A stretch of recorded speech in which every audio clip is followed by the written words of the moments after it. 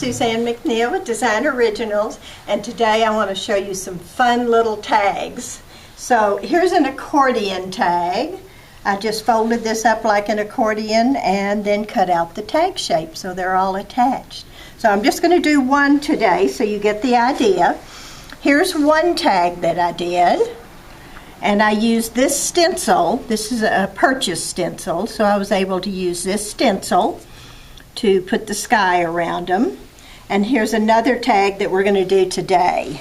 So here's my tag, and here is my stencil. I drew this on, this is like a little post-it note, so they're sticky along here, and I can actually cut out 3 or 4 at one time, so I'll have more than one stencil. You can reuse them, but it's nice to have a dry stencil if you're doing something like the accordion tag.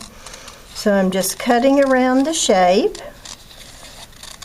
Very simple. I did, you might notice, line him up definitely as much as I could over here along the sticky side. So that gives him a lot of stability. So I'm almost through cutting him. And then for his feet, it's hard to get in that space, so I have a little cutting board and a sharp X-Acto knife. You know, people who are afraid of X-Acto knives, it's because they don't use sharp blades. And the sharper the blade, the easier it is to use and the less chance you're going to cut yourself. So I guess I didn't press quite hard enough, but there's a couple birds that are finished, and I can go back and cut that out again. So here's one of my little birds, and I'm going to center him here on the tag. And these post-it notes are so nice because it's secure on this side. Now on this one I'm going to do the sky with a pan pastel. I've chosen this pretty blue color, and I'm using like a little makeup sponge. I just gently go around the edge. I try to go away from the stencil so I don't get color underneath the pattern. You can do it dark or light or vary the color. I could even do green at the bottom and make it look like the earth is down there and some grass, but I like it all blue. So I'm just almost through with this tag.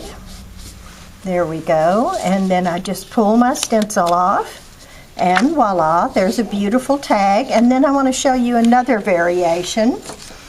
This time I have another tag. I can reuse this stencil, or I could get one of the other ones. And again, it's still sticky, those little post-it notes. So this time I have Dylusions spray. And again, I want to try to spray away from the edge as much as possible. Ooh, isn't that a beautiful color? These Dylusion inks are just such brilliant colors. So I would need to let that dry for a few minutes. It's a little wetter than the pan pastel. And then when I pull off my handmade stencil, there he is. So now I'm going to move that out of the way. And here's a dry tag. This one's a little darker, but I did it darker so it's dry. And now I'm going to look in one of my Zentangle books. Now I have a series of 10 Zentangle books, and here's some little tags right here in this book. This is book 9, and in the back is an index of tangles. And today for the bird, one of the tangles I want to use is, doesn't this one just look like feathers or something? So this is on page 15, it tells me. So in the book there's so many great ideas and step outs for the tangles. So here's the tangle I'm going to use. So I'm taking a Graphic 1 micron pen. And this one has a wide tip. A little bit larger tip than some, so it works out great for outlining. Because I really like for my outline to be a little thick. It really defines the bird and sets him apart from the background. So I can just go around this area. And since birds' feathers are a little bumpy, I don't have to worry about making totally straight lines. And then I normally go back in and I'll add his beak, maybe an eye, and I like a great big wing. So I'm just going to do that one tangle today for you. Now I'm changing to a number 2. Again, it's a black micron. So over here, the way this is called tree rings, although it does look like feathers. So I'm just going to start with a wavy line. And then I'm going to do another wavy line. This time I'm going to come in to the waist and out for the chest and into the waist. So again, I want to follow this line in for the waist, out for the chest, waist. Now I can move over to this side. In for the waist, out for the chest.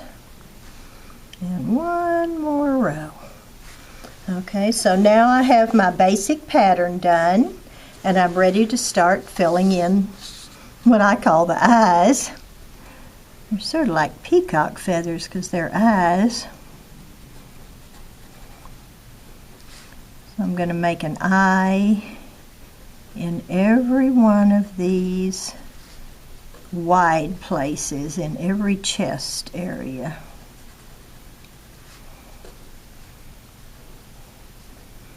So I really enjoy Zentangle. It's so relaxing to me. I'm a pretty relaxed person anyway, but it's just nice in the evening to sort of watch TV and work on a lap board where I can do some tangling. So I love learning all the different patterns and trying to accomplish those. If you know me well, you might know I like to create new patterns, so I'm always on the lookout, looking on the ground and carpets, paving stones, ceiling tiles, clothing. Just all kinds of things can give me ideas for creating new tangles. So now I have all the eyes drawn, and I'm ready to start filling in. So I'm just going to halo that line and halo these lines going this way. I'm going to halo this eye, halo that eye going the other way, halo that line. You never really want to do Zentangle in a hurry. It's designed to be relaxing. So you don't want to hurry, you want to really enjoy drawing each stroke. So I'm just continuing to halo the top and the bottom of each eye.